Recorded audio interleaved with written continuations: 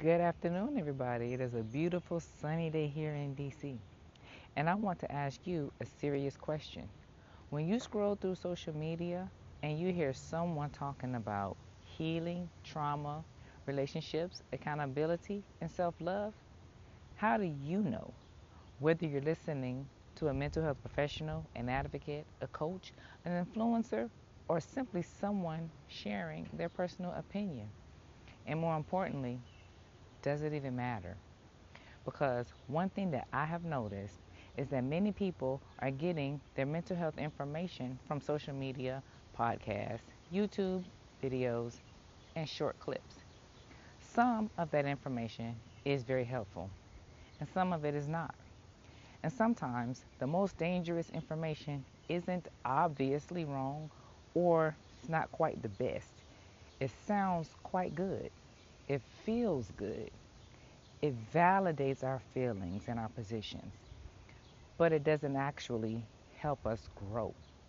And as a licensed clinical social worker myself, I think we need to talk about how to tell the difference because that is what is happening right now. And so, one of the first things people should understand is that mental health professionals don't just wake up one day and decide that they're experts. Social workers, for example, are guided by the NASW Code of Ethics. Counselors, psychologists, psychiatrists, and marriage and family therapists all have professional standards and ethical guidelines. Those standards are not there just to make us sound important or educated. They're there to protect the people that we're serving. Ethics require us to think about things like, is this advice actually helpful or could it harm someone? Am I practicing within my area of expertise? Am I respecting people's dignity? Am I presenting information responsibly? And that's important because social media rewards people's attention. Ethics reward responsibility. Two things don't always align. Sometimes the loudest voice gets the most views, but the loudest voice isn't always the most qualified. Another thing I want people to think about is the difference between accountability and shame. Research social worker Brené Brown talks about this very distinction. Accountability says you did something wrong, and shame says you are wrong. These are two very different messages. A good professional helps people examine behaviors, patterns, choices, and consequences. A grifter often focuses on blame, humiliation, outrage, and creating villains because outrage and confirmation bias is what sells.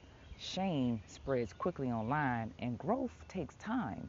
If every piece of advice you consume leaves you feeling attacked, hopeless, angry, superior to other people, or convinced that everyone else is the problem, you may want to ask yourself whether you're receiving healing or simply receiving validation. And those are not always the same thing. They're really not the same if you think about it. So, what professionals usually do, most professionals spend a lot of time sharing information that is no charge or burden to you. So, think about it.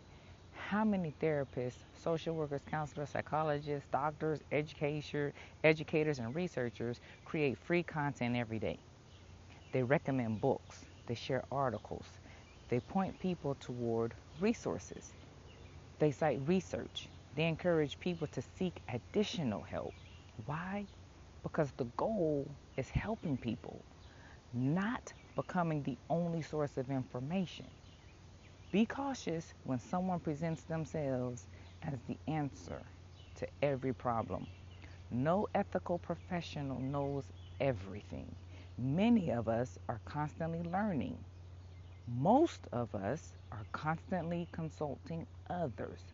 Most of us are comfortable saying, I don't know, or that's not my area of expertise. That's actually a sign of competence. Let's talk about something else really quick. Sharing your story, your personal story, is powerful. Many of us entered helping professions because of our experiences that we've had, the people who we've met, and the challenges that we've overcome. That's normal and that's human. That's usually how we find our niche. But there is a difference between sharing your story and building your entire identity around your wounds. Trauma is something that happened to you, it's not who you are. Healing means learning from your experiences, not living inside of them forever.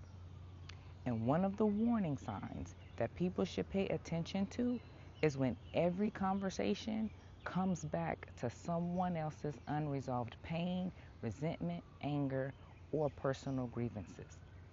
Because eventually that advice starts sounding less like expertise and more like projection. So, this is the part that might sound a little bit uncomfortable. I hear a lot of people talking about healing their inner child, and I do believe that inner child work is valuable and is quite necessary. But somewhere along the way, some people started confusing healing with avoiding accountability. Healing your inner child does not mean that you will never apologize or grow, that you will never regulate your emotions, and that you never consider how your behavior is affecting other people. Healing your inner child means understanding where your wounds came from so that you can so that they don't start controlling your life. It doesn't mean giving those wounds permission to run your life. As adults, we're responsible for healing what we didn't create and manage what we didn't deserve. That's hard, but that's growth. So, here's the question that I want to leave you with. When you consume mental health content online, what are you looking for? Are you looking for healing? Are you looking for answers, validation? Or are you looking for someone to tell you that everybody else is the problem? Because who you listen to, what you consume, shapes how you see yourself. It shapes how you see your relationships. And it shapes how you see your community. Because community is what you need. And not every voice speaking about healing is actually helping people heal. So, I want to hear from you. What is one sign that makes you trust a mental health professional?